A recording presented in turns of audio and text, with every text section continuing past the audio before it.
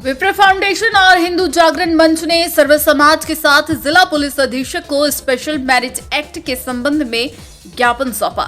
ज्ञापन में बताया कि हिंदू युवती विशेष समुदाय के युवक के साथ शादी के लिए स्पेशल मैरिज एक्ट में आवेदन किया। युवती के परिवार ने आरोप लगाया कि युवती के आधार कार्ड फर्जी तरीके से बनाया गया है। आधार कार्ड में छेड़छाड़ कर निवास स्थान बदला गया, जबकि युवती का परिवार लंबे समय से सुखेड़ थाना क्षेत्र में ही निवास कर रहा है। विप्र फाउंडेशन के राष्ट्रीय महासचिव के शर्मा का कहना है कि युवती रात के समय में विशेष समुदाय के युवक के साथ घर से जेवरात और 70,000 रुपए कैश चुराकर फरार हो गई। हिंदू जागरण मंच के महानगर संयोजक शक्ति सिंह ने बताया कि स्पेशल मैरिज एक्ट में शादी करने के लिए युवती और युवक ने जो आधार कार्ड लगाया है उसमें निवास स्थान से छेड़छाड़ की गई है। तो प्रशासन से भी निवेदन करते हैं कि इस तरह से शादी आवेदन आते ही तो उनके निवास स्थान का सही से वेरिफिकेशन करके आगे कार्रवाई करनी चाहिए।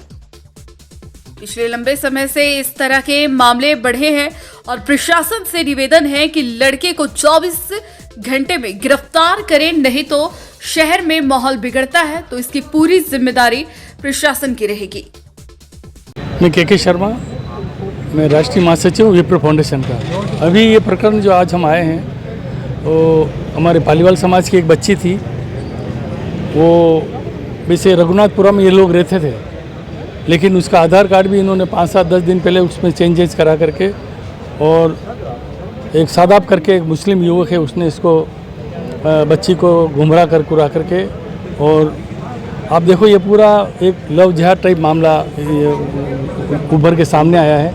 और ये उसको रात को वो जो बच्ची के घर से वो बच्ची उसके साथ थी, और बच्ची से उसने सारा घर का सोना 5-10-15 तोला सोना था घर का, उसके माँ बाप के जेवरात थे, और 70,000 रुपये करीब कैश पेमेंट पड़ा था। रात को निकाल करके उस लड़के स्कूटी थी उसकी, वो लेकर के उस आबाद लड़के के साथ भाग गई। वो रात की घटना है ये।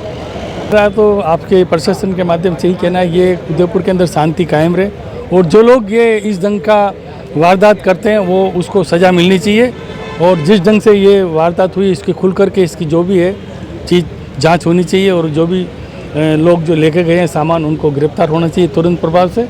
और हमारा तो उदयपुर की जनता से यही निवेदन है कि आप उदयपुर का माहौल बिगाड़ने की कोशिश नहीं करें, और इस ढंग से आप जाति के अंदर एक दूसरे के ऊपर करके आप एक ब्राह्मण समाज की लड़की को इस ढंग से गुमराह करके आप उसको रात को उठा करके ले गए, जिसकी हम भर्त्सना करते हैं। प्रशासन से मांग करते हैं कि 24 आवर्स के अंदर इसको गिरफ्तार करें, नहीं तो फिर हम इसके खिलाफ और भी हमको कुछ कार्रवाई करनी पड़ेगी, तो हम इसके बाद कार्रवाई करेंगे।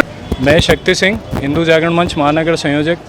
आज हम सब लोग यहाँ पर कलेक्ट्री में उपस्थित हुए हैं, जैसा कि पूरा समाज भी यहाँ पर इकट्ठा हुआ है। रघुनाथपुरा की ये जो घटना है, जो बालिका गई है कल रात को, जिस तरीके से ये बिल्कुल ही गलत और घोर निंदनीय चीज़ है, इसका हम सब विरोध करते हैं। और एक्चुअली इन्होंने जो स्पेशल मैरिज एक्ट में जो आधार कार्ड इन्होंने लगाया है, उस आधार कार्ड के अंदर भी इन्होंने गलत एड्रेस लगा करके और यहाँ पर दस्तावेज प्रस्तुत किए हैं।